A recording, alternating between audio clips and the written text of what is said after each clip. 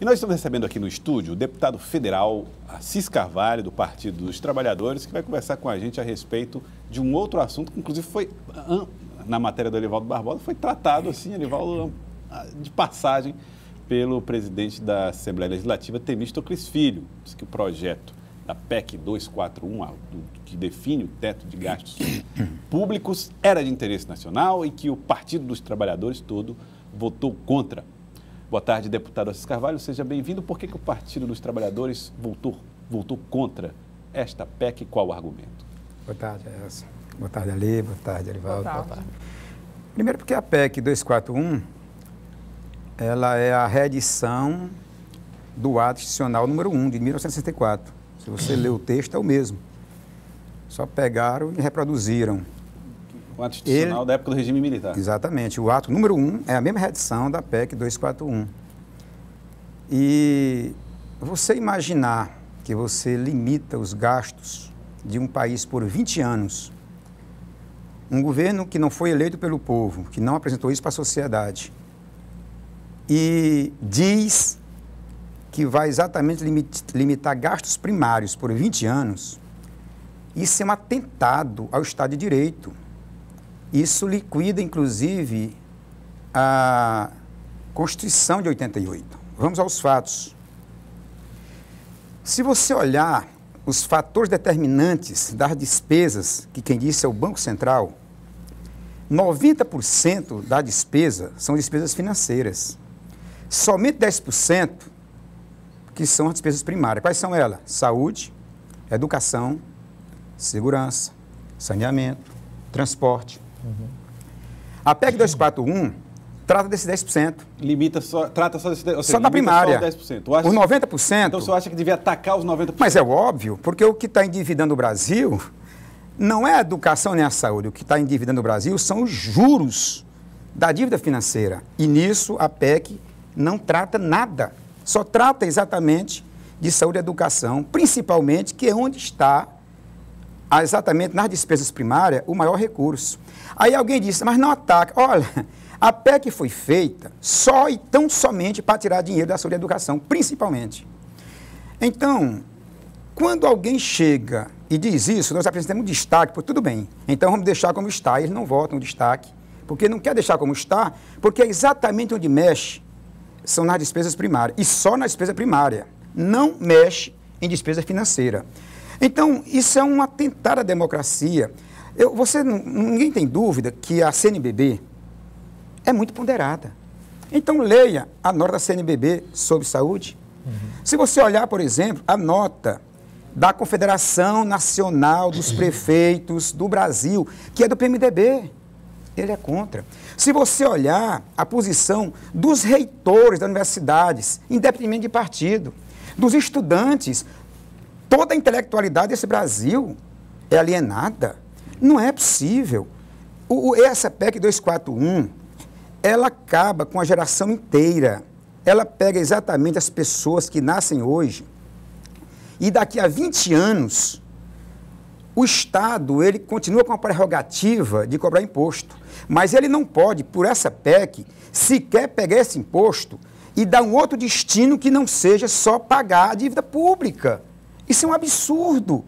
Isso é uma coisa, é uma insensatez. Então, tudo que o Brasil produzir a partir desta PEC é só para pagar dívida pública. Não pode mais investir em saúde e em educação. Isso é um absurdo. E o deputado federal Marcelo Castro, em entrevista hoje ao Elivaldo Barbosa e a Nádia Rodrigues, falou que, na verdade, isso não é um teto, mas um piso, não é isso, Elivaldo? É verdade. Inclusive, ele faz projeção para...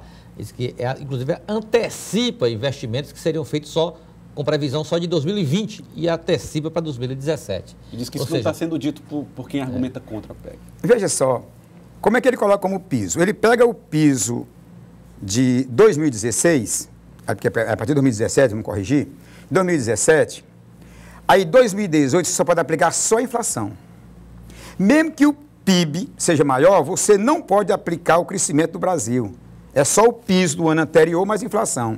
2018 é o piso de 2018 mais inflação. Olha, aí se você tiver ganho, inclusive aplicando juro, o juro tem que ser para dívida. Ou seja, é mais ou menos assim. O Elivaldo, ele está devendo a um agiota. Aí ele está devendo também, ali quitando ao lado, o valor do leite, do arroz, do feijão do filho dele. Ele só tem um recurso para pagar um ou outro. Ele vai deixar de pagar o pão, o arroz, o feijão e o leite do filho dele para pagar o agiota. É o que o Brasil está fazendo. O Brasil está deixando de pagar exatamente a educação, a saúde pública, para pagar a dívida. Isso é uma coisa, é uma insensatez. Quem está ganhando com isso? É o dono da escola privada, é o dono da saúde privada. Nós estamos voltando à velha época dos anos 80, quando a gente tinha o tal do indigente. Você deve lembrar que naquela época você tinha o indigente, porque você não tinha ainda o SUS. Alguém adoecia, você tinha que procurar as santas casas da Igreja Católica. Você tinha que recorrer a um político, porque você não tinha um sistema único de saúde. Então, quando a gente consegue consolidar o sistema único, que ainda tem suas falhas, aí nós vamos agora liquidar, onde você vai perder recursos da saúde e da educação. Nos anos 90, que a gente ainda estava consolidando a Constituição, estava avançando um pouco, a universidade pública, ela praticamente estava toda sucateada, veio melhorar razoavelmente. A gente chegou até um ponto agora de mandar estudante para o exterior para estudar. Agora vamos voltar novamente a sucatear a universidade. Você não tinha Instituto Federal, nós avançamos. Eles acham que isso não tem importância nenhuma. Isso é uma insensatez. Em relação à PEC, o telespectador aqui pergunta se o senhor acha que mesmo havendo uma adequação ao texto, algumas mudanças, não poderia ficar mais simpático ao projeto? Nós tentamos. Nós fizemos vários destaques. Inclusive um destaque nós fizemos um apelo. Tudo bem, já que vocês têm força aqui, vamos pelo menos tirar educação e saúde, deixar como está. Faça todo o resto. Vocês não querem saneamento, está resolvido, lamentavelmente, né? Segurança. Mas vamos pelo menos salvar a saúde e a educação e deixa o texto como está, já que vocês dizem que não querem mexer. Eles votaram contra. Todos nós queremos o equilíbrio fiscal. Ninguém está dizendo que não quer equilíbrio fiscal. Tem outra saída? Tem. Qual é a saída? Não tem um brasileiro, não tem um deputado que não diga que tem que fazer uma reforma tributária neste país. Por que é que não faz?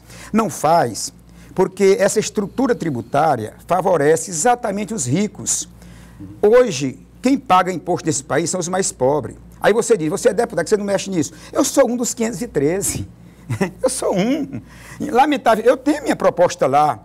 Eu tenho uma proposta para tributar as grandes fortunas, assinada por mim e para os parlamentares. Mas não tenho força suficiente para isso, porque a grande maioria daquele parlamento tem outra origem que não é a minha origem. Então, enquanto você tiver uma reforma tributária que beneficia os ricos e estados grandes, infelizmente, sempre vai faltar dinheiro para os mais pobres. Deputada, e aqui no caso do Piauí tem repercutido bastante essa possibilidade de uma reforma na base política do governador Wellington Dias, inclusive atingindo o PT e seus espaços do governo do estado. O que o senhor pensa disso?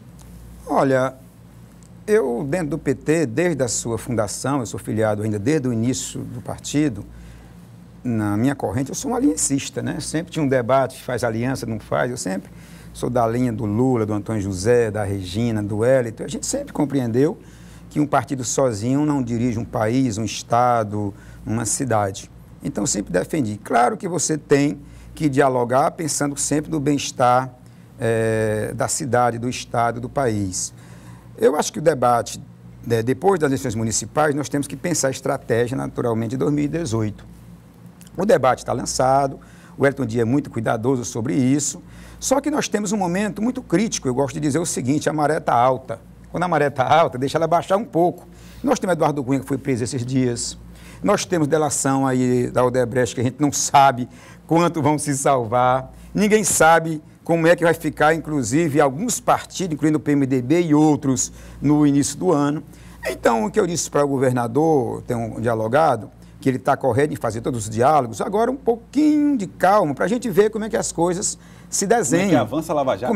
Como é que avança ou não avança, porque há quem diga que a Lava Jato alcançou o seu objetivo, que era exatamente derrubar Dilma. No seu entendimento. Eu acho que tem que avançar gradativamente, quer dizer, quem é que você vai dialogando, que tem uma posição bem definida? Vai resolvendo de forma pontual. Eu acho que você não tem que resolver logo, como se a eleição fosse amanhã. Não precisa também deixar tudo parado, mas não tem que resolver tudo de uma vez. Eu acho que vai dialogando e de forma pontual vai resolvendo. Mas eu sou um defensor que tem que ter aliança, tem que ter o respeito respeito entre os partidos, entre todos, inclusive, não é? Mesmo aqueles que estão na oposição.